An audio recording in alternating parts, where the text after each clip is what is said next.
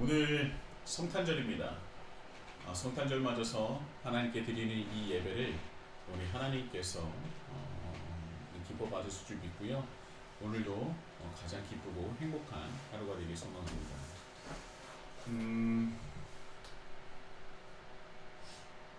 성탄절은요 1년 중 가장 기다려지고 또 기대가 되는 날이 아닌가라는 생각을 합니다. 아이들은 저마다 자기가 받을 선물을 기대하겠지만 저는 이제 선물을 바라기보다는 선물을 주어야 하는 그런 입장이라 제 주머니 사정이 좀 걱정되기도 하고, 올해는 우리 아이들에게 무엇을 사줘야 되나, 그리고 얼마나 사줘야 되나, 또 그러면 아이들은 만족할 수 있을까, 어떻게 해야 또 아이들에게 기쁨을 줄 수 있을까.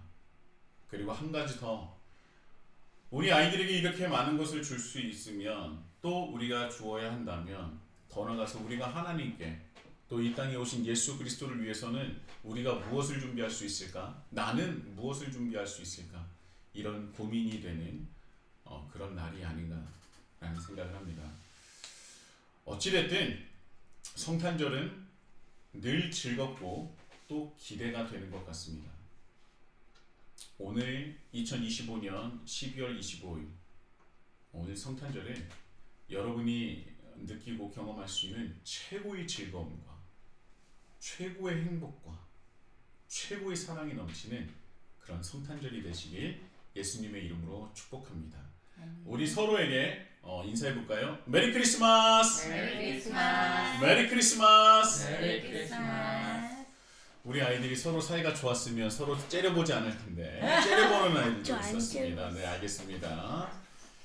자, 제가 이 말씀을 준비하는데 원래 준비한 말씀이 있었어요. 그런데 또 하나님께서 새벽에 주시는 그런 마음이 있어서 모든 또 설교를 다시 도였고, 오늘 이 요한복음 15장의 말씀으로 이어서 말씀을 이제 전하게 되었습니다. 성탄절 말씀을 준비하려고 하면서 진짜 어떤 말씀으로 은혜를 나누어야 될까 정말 고민 많이 하고 기도도 했는데, 결국 어제 저녁에 말씀을 이제까지 준비했던 것 하나하나 다 준비를 했는데, 새벽에 하나님께서 거듭 말씀드리지만 다른 마음을 감동을 주셔서 요한복음 14장에 이어서 15장의 말씀으로 오늘 이제 설교를 하게 되었습니다. 왜 그랬느냐? 처음에 그 말씀 본문으로 잡았던 것이 마태복음이었는데, 이 마태복음은요 공관복음이지 않습니까? 이 공관복음보다 예수님께 집중을 하는 그 예수님의 사역보다 예수님 그 자체에 집중을 하는 요한복음이 훨씬 더 그 말씀에 딱 맞겠다라는 생각을 주시는 거예요. 그래서 마태복음으로 준비했었던 말씀을 잠깐 내려놓고, 그리고 요한복음을 다시 펴서 어떤 말씀으로 말씀을 전할까 했는데, 오늘 말씀의 시작 부분이 지난주 14장이 지지난주 14장이 맞췄기 때문에 이제 15장이 너무 좋겠다, 이 말씀을 보니까 딱이다 라는 생각이 들었습니다. 그래서 오늘은 요한복음 15장으로 은혜를 나누고자 합니다. 요한복음의 15장의 시작은 이렇습니다. 나는 참 포도나무여 내 아버지는 농부라. 여기서 나는 참 포도나무요 라는 말씀을 드리면 이제는 우리는 알아야 돼요. 무엇입니까? 에고 에이미. 요한복음에서는 7차례 예수님께서 자신의 정체성과 자신의 존재를 드러내시는 말씀이 있어요. 7가지가 있습니다. 요한복음 6장에 나는 생명의 떡이다. 요한복음 8장에 나는 세상의 빛이다.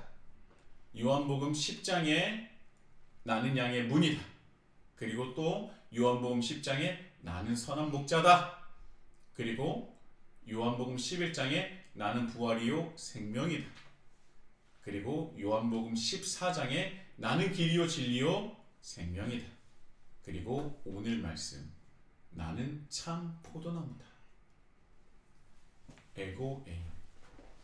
그 중에서 에고 에임이 그 중에서 오늘이 마지막 말씀인 나는 참 포도나무다 라는 말씀입니다.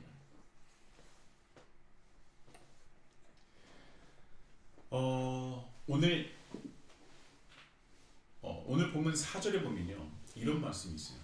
가지가 포도나무에 붙어있지 않으면 이라고 말씀을 하시면서 나는 포도나무요 너희는 가지라고도 말씀하셔요. 그러니까 내 스스로도 나는 포도나무, 난 참 포도나무다. 그런데 너희는 뭐라고요? 너희는 가지라. 참 포도나무의 그 안에서 자라나 점점 성장하고 있는 가지다라고 말씀을 하고 계십니다. 자, 우리는 이것을 잊지 말아야 돼요. 이 요한복음 15장을 이해하려면 요한복음 13장, 14장의 말씀을 알고 있어야 합니다. 내가 참 포도나무다, 그리고 너희는 가지다라고 그 말씀을 하시는 이유는 지금 현재 상황, 제자들이 너무나 두려워하고 근심에 빠져 있었기 때문입니다. 어떤 분은 이렇게 말씀하시더라고요. 요한복음 15장 참 포도나무다, 그리고 너희는 가지다 라고 말씀하신 이유는 뭐냐면 제자들이 예수님과 점점점 멀어지고 있다는 것을 느꼈기 때문이다 라는 거예요. 그러니까 제자들이 예수님께서 죽으셔야 될 것을, 또 그 제자 중에 한 명은 예수님을 배신할 것을, 또 베드로는 예수님을 부인할 것을 말씀하시니까 너무나 큰 패닉에 빠져서, 너무나 큰 실망과 좌절과 그리고 두려움에 빠져서 예수님과 정서적으로 점점 멀어지고 있음을 예수님이 깨달으셨다는 거예요.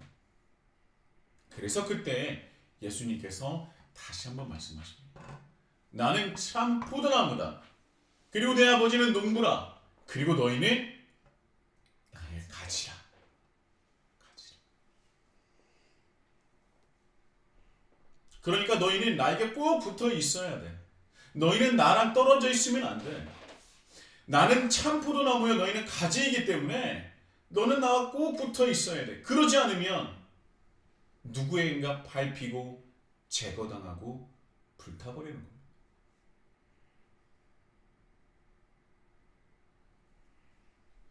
이 말씀을 보면서 우리가 느끼게 될 것 중에 하나는 무엇이냐? 제자들은 예수님의 말씀을 듣고 어떤 심정을 가지고 어떤 생각과 어떤 마음을 가지고 있었을까? 극도의 두려움과 극도의 좌절감과 근심에 빠져있다. 혹시 내가 끝난 것 아닌가? 우리 이제 망한 거 아니야? 내가 만약에 돌아가더라도 우리 가족들이 날 받아줄까? 유대 사회가 날 받아줄까? 어떻게 해야 되지? 완전히 패닉이라는 거예요. 어떻게 보면 인간적으로는 제자들이 느낄 만한 당연한 상황입니다. 아마도 예수님은 아무리 말을 해도 자신에게서 점점 멀어져가는 제자들의 마음을 붙잡고 싶었던 것 같아요. 그래서 제자들을 보시면서 한 번 더 제자들의 마음을 굳건하게 잡아주기 위해서 15장의 말씀을 시작하신 것입니다. 나는 참 포도나무다. 너희는 가지다. 그래서 너희는 내게 붙어 있으면 세상과 다른 평안함을 누리게 될 거야. 너희가 나에게 붙어 있으면, 나와 함께하면, 나와 함께 걸으면 근심할 이유가 없어. 내가 너희를 고아와 같이 내버려 두지 않을 거야.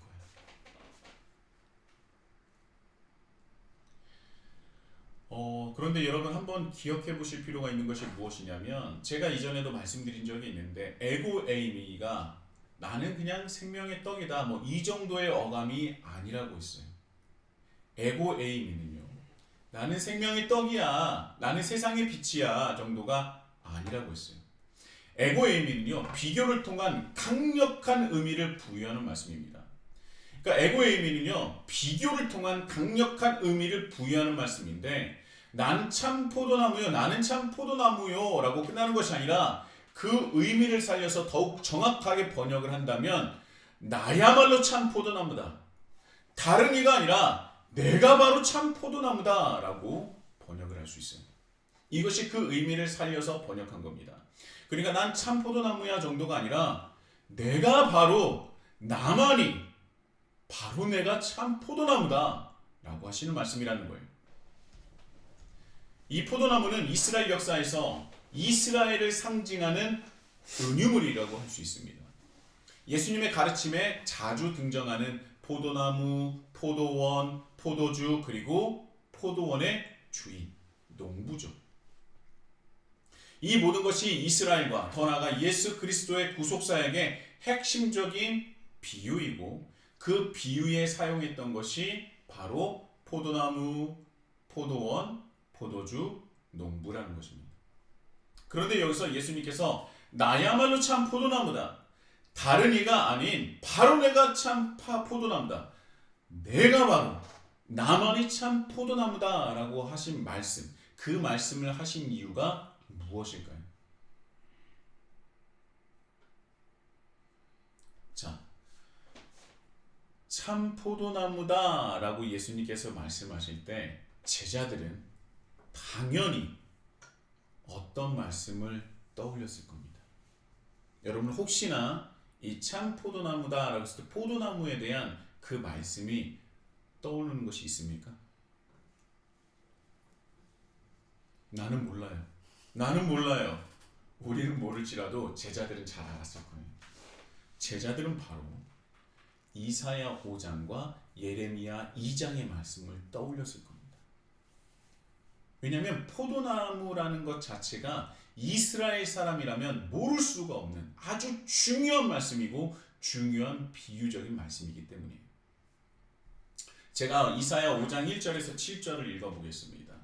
내가 사랑하는 자를 위하여 노래하되 내가 사랑하는 자의 포도원을 노래하리라.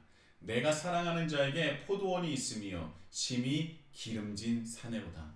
땅을 파서 돌을 제하고 극상품 포도나무를 심었도다. 그 중에 망대를 세웠고 또 그 안에 술틀을 팠도다. 좋은 포도를 맺기를 바랐더니 들포도를 맺었도다. 예루살렘 주민과 유다 사람들아 구하노니 이제 나와 내 포도원 사이에서 사리를 판단하라. 내가 내 포도원을 위하여 행한 것 외에 무엇을 더할 것이 있으랴.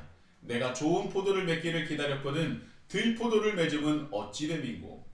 이제 내가 내 포도원에 어떻게 행할지를 너희에게 이르리라. 내가 그 울타리를 걷어 먹힘을 당하게 하며 그 담을 헐어 짓밟히게 할 것이요.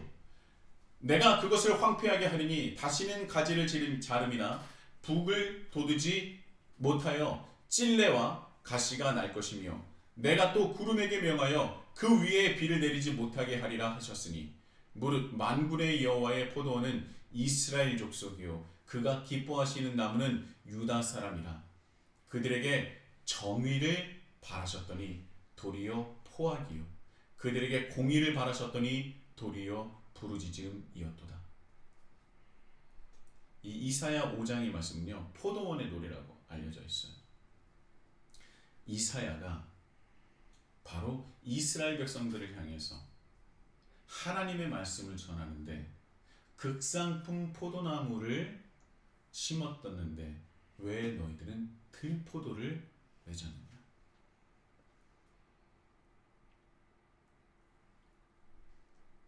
들포도를 맺은 포도원과 포도나무는 짓밟히게 될 것이다. 그런데 포도원은 누구라 그랬어요? 이스라엘 민족이요. 나무는 유다 사람들이라. 이사야는요 이 말씀으로 시작한다고 해도 과언이 아닐 정도로 매우 중요한 말씀입니다. 이 포도원의 노래라는 것이죠. 근데 이후에 실제로 이스라엘은 말씀 그대로 이사야 선지자의 말씀 그대로 그 예언 그대로 남유다가 멸망하게 돼요. 그리고 포로 생활을 경험하게 된 뒤에 이스라엘 민족은 이 이사야 5장의 말씀을 뼈저리며 피를 토하며 다시 읽었습니다. 내가 하나님께서 우리를 선택하시고 나를 선택하셔서 극상품 포도나무로 심으셨는데 내가 들포도를 맺었구나. 이사야 선지자가 말했을 때 우리는 그것을 깨닫지 못하고 평안하다 평안하다 평안하다 하나님은 우리를 사랑하신다라는 그 헛된 거짓 선지자의 말에 우리는 속아서 결국 이 말씀대로 바벨론에게 짓밟히게 되었구나. 그래서 그들이 뼈저리게 느끼고 뼈저리게 보고 후회하고 회개했었던 말씀이 바로 이사야 5장의 말씀이에요. 그러니까 우리는 포도나무라고 하면은 포도나무 이렇게 생각하지만 이스라엘 백성들에겐 너무나 사무치는 말씀이었던 겁니다. 또 예레미야 2장 21절의 말씀입니다. 내가 너를 순전한 참 종자 곧 귀한 포도나무로 심었거늘 내게 대하여 이방 포도나무의 악한 가지 됨은 어찌 됨이냐. 그러니까 이사야 선지자에 이어서 예레미야 선지자 또한 포도나무를 비유하면서 왜 너희는 악한 가지가 되었느냐. 참 종자 곧 귀한 포도나무로 심었는데 너희는 왜 포도나무의 악한 가지가 되었느냐. 그리고 예레미야 선지자도 마찬가지로 너희는 70년 동안 바벨론에 포로 생활을 할 것이다 라고 이야기합니다. 그때는 예레미야 선지자를요 따귀를 때리고요 굴에 막 쳐박고요 아니다 네가 틀렸다 거짓 선지자라고 얘기하면서 예레미야 선지자를 몰아넣지 않았습니까? 그런데 나중에 실제로 성전이 파괴되고 그리고 남유다가 바벨론에게 함락된 뒤에, 여기서 바벨론은 신바벨론을 말하죠. 이 바벨론에게 멸망했을 때에 그리고 포로 생활하는 중에 이사야 5장의 말씀과 예레미야 2장의 말씀을 그들은 가슴에 새겼던 거예요.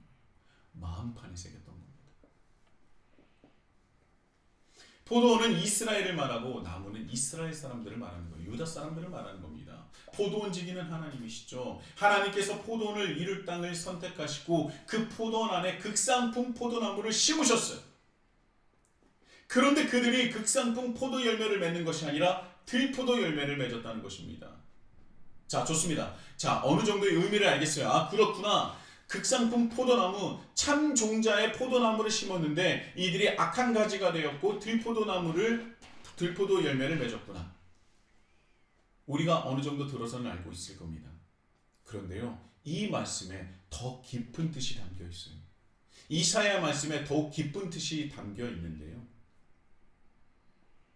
7절의 말씀을 다시 한번 읽도록 하겠습니다. 무릇 만군의 여호와의 포도원은 이스라엘 족속이요 그가 기뻐하시는 나무는 유다 사람이라. 그들에게 정의를 바라셨더니 도리어 포악이요 그들에게 공의를 바라셨더니 도리어 부르짖음이었도다.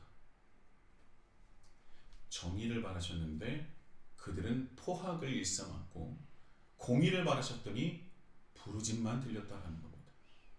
자, 이 말씀을요 한글로 번역하면 그 의미를 쉽게 알 수가 없어요.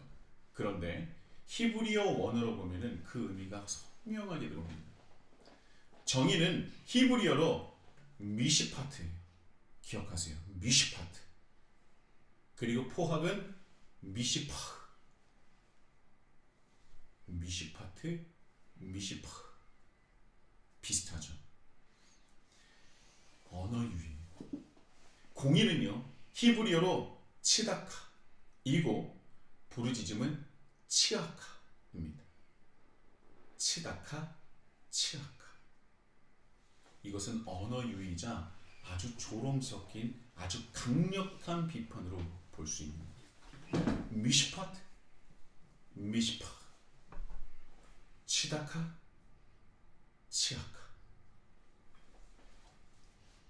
이사야가 얼마나 이스라엘을 향해서 아주 독하게, 아주 신랄하게 비판을 하고 있다는 것을 우리는 알 수 있어요. 이사야 말씀의 1장 10절에도 이런 말씀이 있습니다. 정말 이 말씀은 충격적인데요. 너희 소돔의 관원들아 여호와의 말씀을 들을지어다. 너희 고모라의 백성아 우리 하나님의 법에 귀를 기울일지라. 이사야 시대 때 소돔과 고모라가 있습니까? 없습니까? 없어요. 자, 이사야가 소돔과 고모라라고 하면서 말을 이어가는 주체가 누굽니까? 이스라엘이에요. 이스라엘을 소돔과 고모라와 비교를 하면서 한때 최고의 번영과 성공, 성장, 승리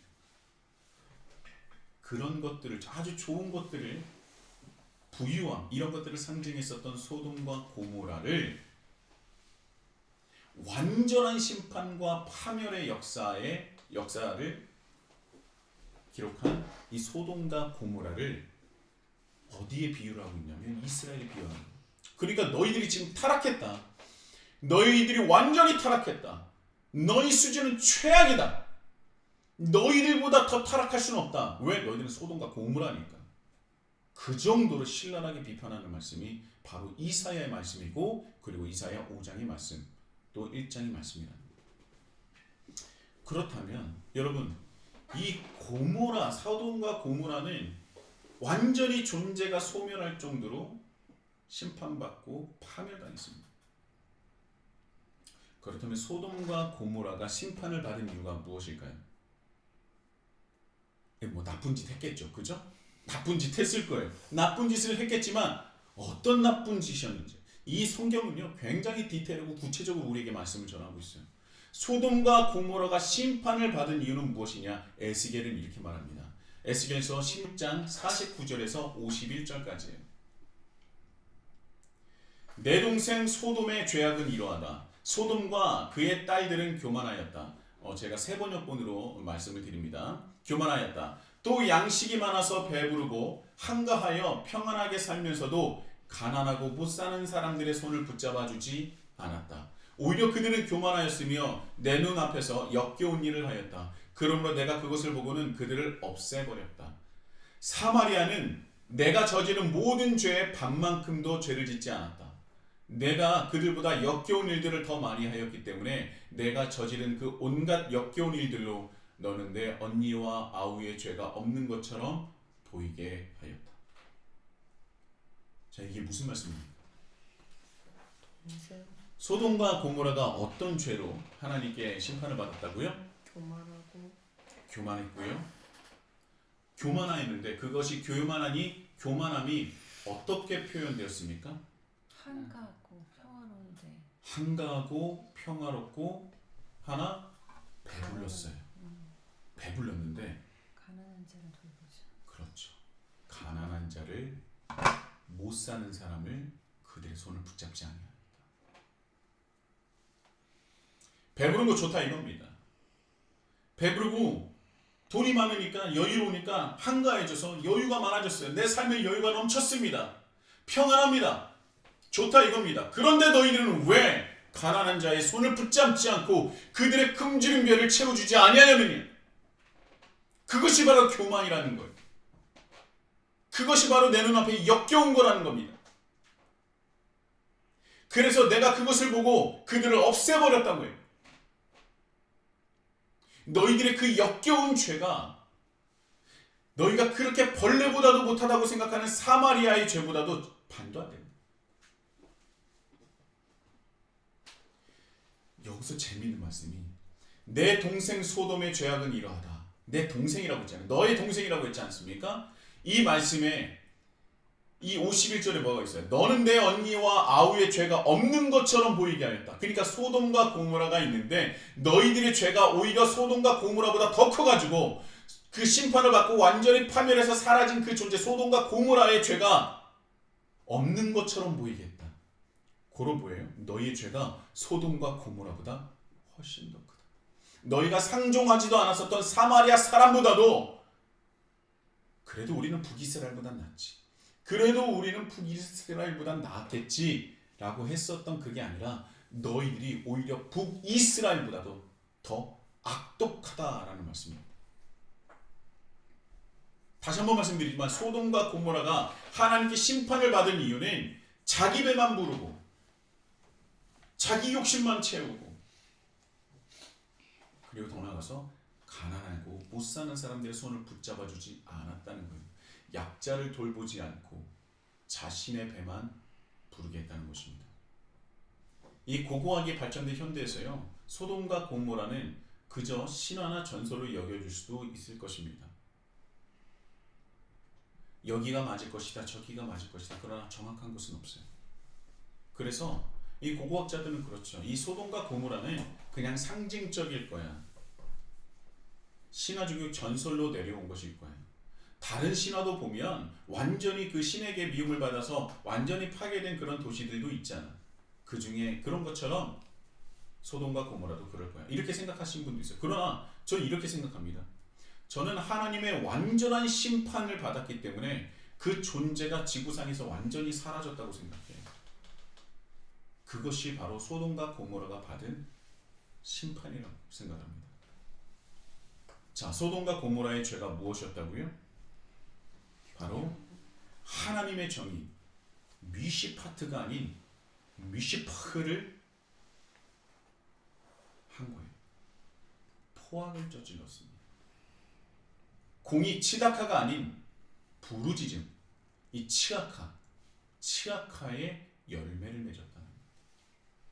여기서 부르짖음이라는 것은 그 의미를 더 살려서 번역한다면 절규로 볼 수 있습니다.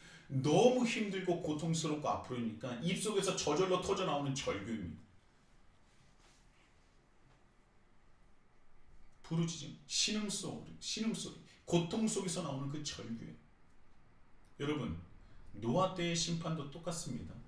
노아 때의 심판도요, 그들이 패악질을 저질렀다, 악한 자의 신음소리가 들렸다더라 해요. 그래서 심판받았습니다. 하나님의 심판은 정확합니다. 그런데 예수님이 보시기에 2000년 전 그 당시 성전 중심의 유대교도 똑같다고 생각하신 거예요. 그들이 바로 하나님의 정의 미시파트가 아닌 포하 미시파흐를 일삼고 있었고, 공이 치다카가 아닌 절규 부르짖음 치아카를 맺고 있었다고 보신 것입니다. 소돔과 고모라와 별반 다를 것 없다. 아니, 그들의 죄가 아예 너희들의 죄를 보면 그들의 죄가 없는 것처럼 보인다. 오히려 너희들이 벌레보다도 못한 존재로 여기고 있는 사마리아가 너희 죄의 절반도 안 된다.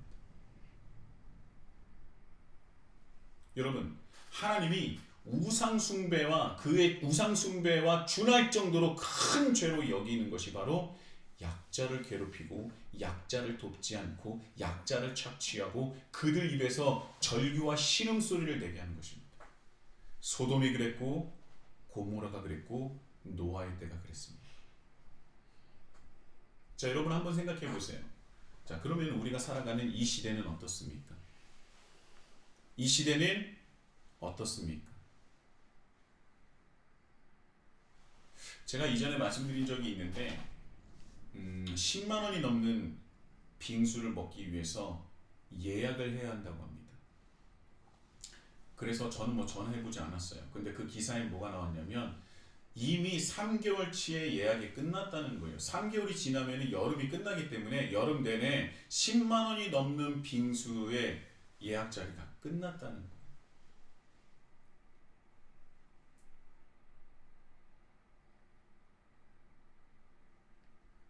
여러분, 우리나라뿐만 아니라 전 세계를 보더라도요, 단돈 10,000원이 없어서, 아니 1달러가 없어서 굶주리고 죽어가는 사람들이 있습니다.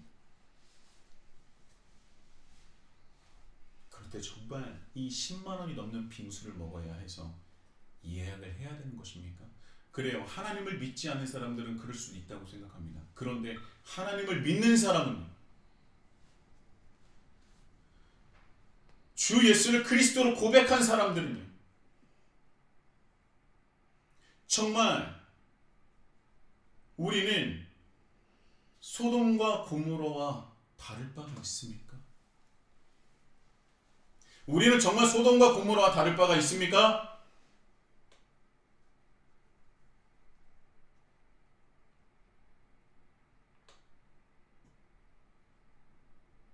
예수님이 이 땅에 오신 이유가 무엇입니까?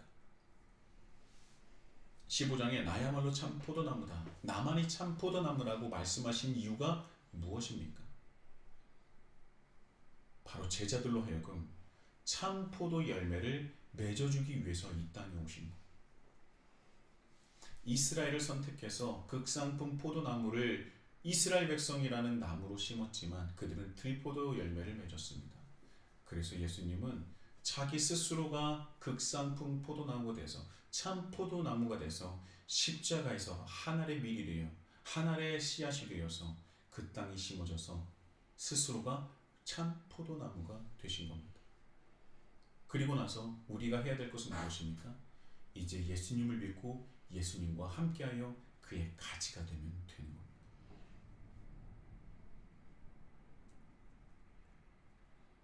예수님께서 모든 자양분과 모든 능력과 모든 것을 다 공급해 주십니다. 우리는 그 에너지와 그 영양분과 자양분과 이 좋은 것들을 받아서 이제 우리가 삶을 통해서 순종을 통해서 열매를 맺으면 되는 거예요. 예수님께서 왜 이 땅에 오셨냐고요? 하나님의 이 떨어진 이 정의를 다시 세우고 공의를 회복시키기 위해서 이 땅에 오신 것입니다.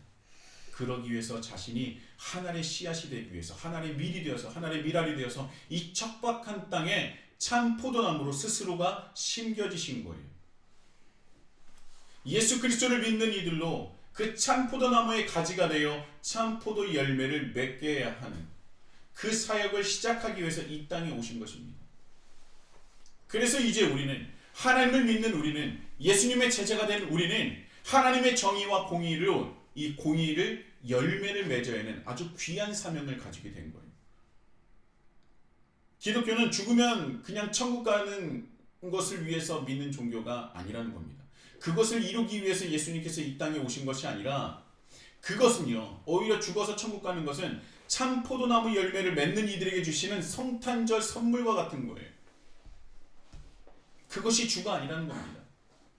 예수님께서 이 땅에 오신 가장 큰 이유는 바로 무너지고 깨어진 하나님의 정의와 공의를 다시 회복함으로써 하나님 나라를 다시 재건하며 시작하기 위함이었다는 거예요.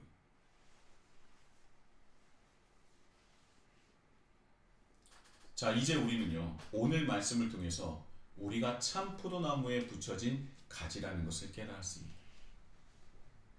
그런데 놀라운 말씀이 하나 더 있어요. 오늘 3절의 말씀입니다. 오늘 3절의 말씀 다시 한번 제가 봉독하겠습니다.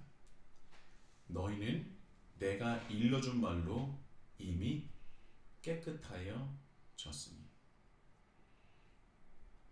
할렐루야. 네. 예수님을 믿음으로 이미 우리는 깨끗하여졌다는 거예요.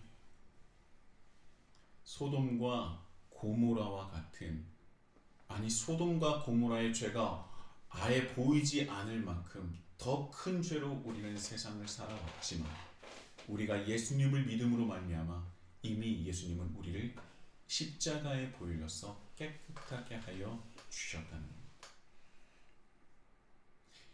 예수님, 저는 아무것도 할 수 없습니다. 저는 아무것도 아닙니다. 맞습니다. 그래서 예수님이 참 포도나무가 되셔서 우리를 가지로 인도하여 주셨어요. 이제 참 포도나무이신 예수님께서 모든 영양과 모든 자양분과 모든 좋은 것들을 우리를 향해서 지속적으로 공급해 주십니다. 이제 우리는 깨어진 하나님의 정의와 공의를 세우기 위해서 참 포도 열매를 맺기 위해서 순종하면 되는 것이죠. 이미 우리는 깨끗해졌습니다. 우리는 모든 준비를 마쳤습니다. 예수님께서 모든 준비를 마치게 해 주셨다는 거예요. 이제는 우리가 예수 그리스도의 이름으로 예수 그리스도를 위하여 참 포도 열매를 맺으면 되는 것입니다. 예수 그리스도의 이름으로 약자를 섬기고 약자를 돌보십시오. 그들을 외면하지 마십시오. 우리의 배를 채우는 것이, 나의 평안만을 찾는 것이 하나님의 정의와 공의를 따르는 것이 아니라 하나님의 정의와 공의를 파괴하는 것입니다. 이 시대에 미시파흐가 아닌 미시파트, 치아카가 아닌 치다카의 열매를 맺으시며 이 땅에 오신 예수 그리스도를 기념하시고 또 참 기쁨을 경험하시는 우리 히즐라이프 처치가 되시길 예수님의 이름으로 축복합니다.